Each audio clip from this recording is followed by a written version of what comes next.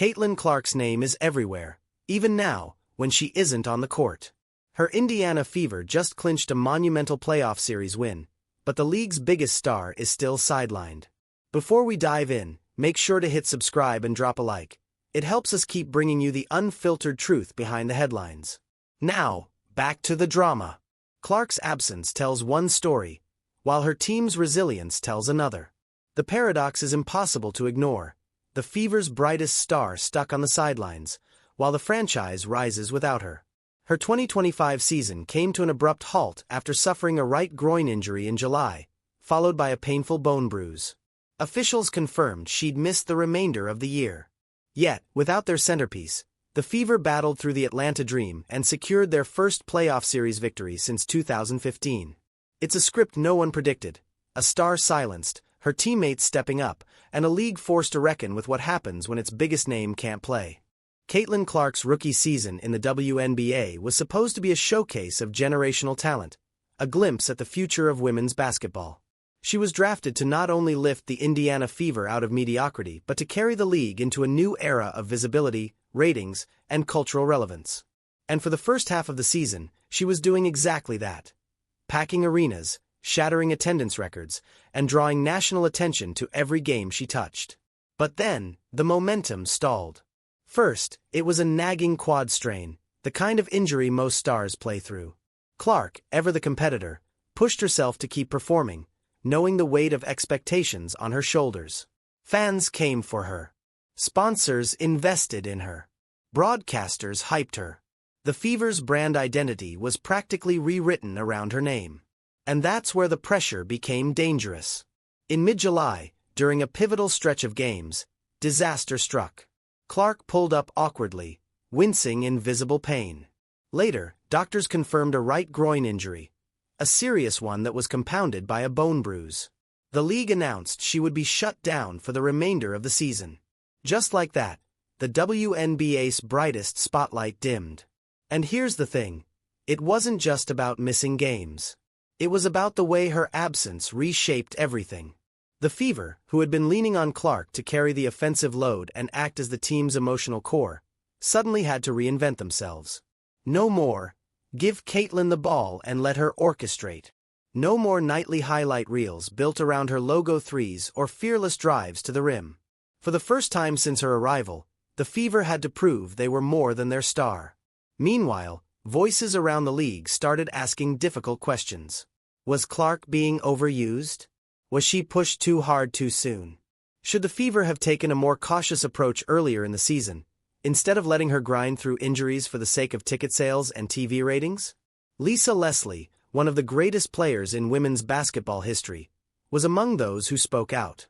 She urged the Fever to shut Clark down before things got worse, arguing that risking her long-term career for short-term success was short-sighted at best, reckless at worst.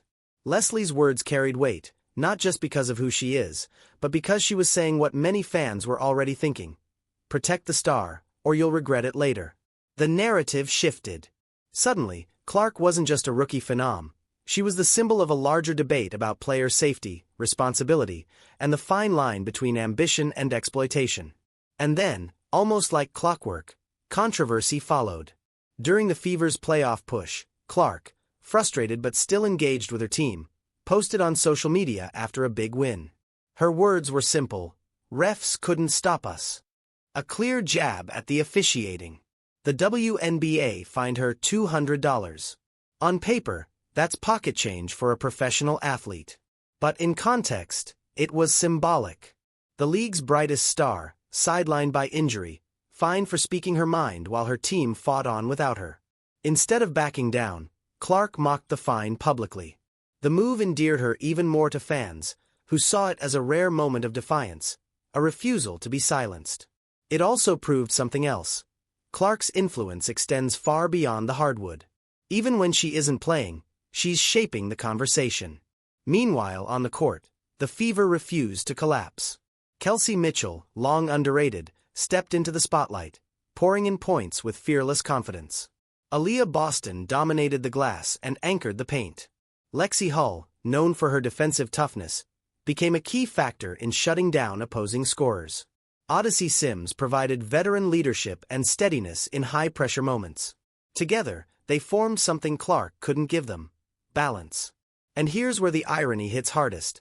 The Fever's first playoff series victory since 2015 happened without Caitlin Clark. They battled the Atlanta Dream in a nail-biting Game 3 and came out on top. The win was cathartic, proof that the Fever had grown beyond the Clark show. They had become a team. But even in victory, Clark's shadow loomed. Cameras found her on the bench, cheering, smiling, trying to keep the focus on her teammates. Yet every broadcast couldn't resist cutting back to her. Every article about the Fever's win still mentioned her absence. Every fan watching knew, this team is good, but it's different with Clark on the floor. And so, her injury didn't just end her season. It reframed it. It turned her into a paradox. The player who wasn't playing, yet still dominated every conversation. The star whose absence said just as much as her presence ever could. The fallout from her injury is more than medical.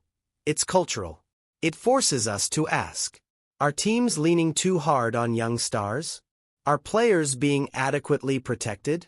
Is the WNBA ready to sustain itself beyond individual icons, or is it still too dependent on single names to carry the league? The answers aren't simple. But one thing is clear: Clark's injury is not just a personal setback. It's a league-wide wake-up call. Backhand index pointing right if you're still with us. Tap subscribe right now. The Fever's playoff run without Caitlin Clark isn't just a basketball story. It's a tension-filled drama with stakes that stretch far beyond the hardwood. On one hand, it's inspirational. Proof that a team can rally together, evolve, and win even without its superstar. On the other hand, it's an indictment of how fragile the WNBA's current ecosystem is when everything hinges on one player. Let's start with the obvious. Clark's absence is as present as her highlights used to be. Every game she's not on the floor, broadcasters can't help but mention her name. Every stat line from Kelsey Mitchell or Aaliyah Boston comes with the caveat, and they're doing this without Caitlin Clark. Every story about the Fever has her at the center, whether she's playing or not. That paradox, the star who isn't there but still dominates, has created an unusual kind of conflict for the league. Fans feel it too. They tune in for Clark, but they stay for the Fever's grit. The question is, what happens when Clark returns? Does the team fall back into old patterns, feeding her the ball and orbiting around her celebrity? Or does this new version of the Fever, hardened by playoff battles without their leader, demand more balance, more voices, more trust in their depth? That's the heart of the tension.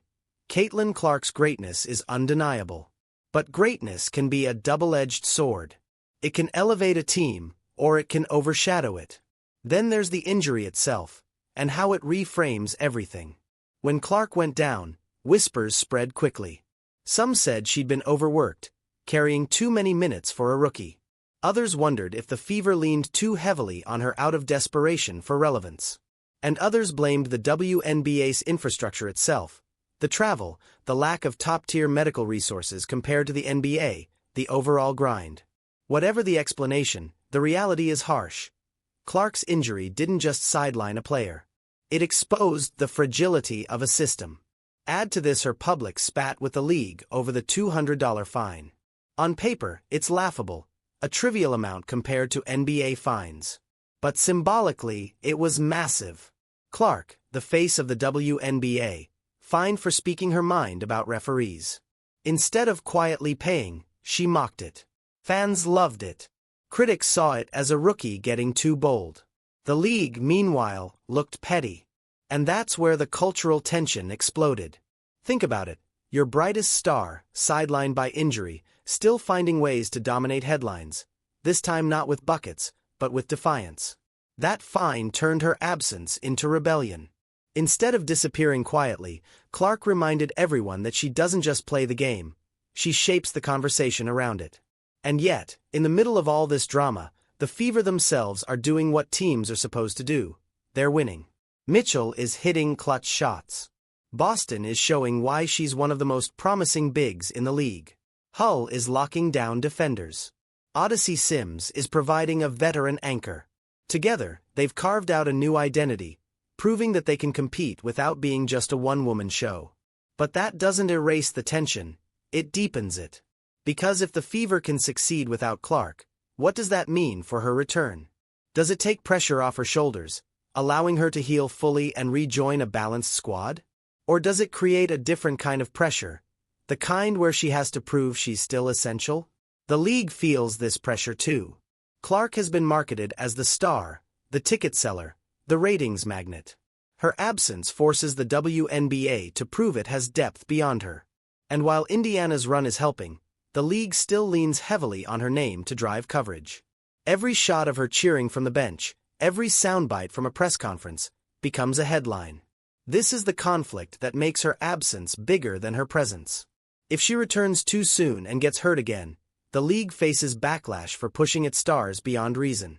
If she stays out too long, the WNBA risks losing the momentum she created. Either way, her situation highlights a structural issue. The league has to find a way to protect its icons without depending on them like crutches. And then there's Clark herself. Imagine her perspective. She's watching her team succeed, her name dominating discussions, her influence unquestionable, yet she's not playing. Athletes thrive on impact, on action, on control. Sitting out doesn't just hurt the body, it eats at the soul. And yet, Clark has to sit, watch and wait, all while carrying the weight of a league's expectations. That kind of internal conflict, the push between wanting to return and knowing you shouldn't, creates a personal drama as compelling as any game. Backhand index pointing right, don't go anywhere, because in Part 4, we break down the consequences of all this tension, and why this isn't just about one season. Tap subscribe right now so you don't miss it. The ripple effects of Caitlin Clark's injury, her absence, and her team's surprising resilience are massive. This isn't just about one season. It's about what comes next, for her, for the Fever, and for the entire WNBA. First, let's talk about Clark's legacy. Every generational player faces a defining challenge early in their career. For some, it's the pressure of expectations. For others, it's a devastating injury. For Clark, it's both. She didn't just enter the league as a rookie, she entered as a savior. The Fever's rebuild, the league's visibility, the surge in ticket sales, all of it was pinned to her. And now, her body has said no. That raises the biggest question of all.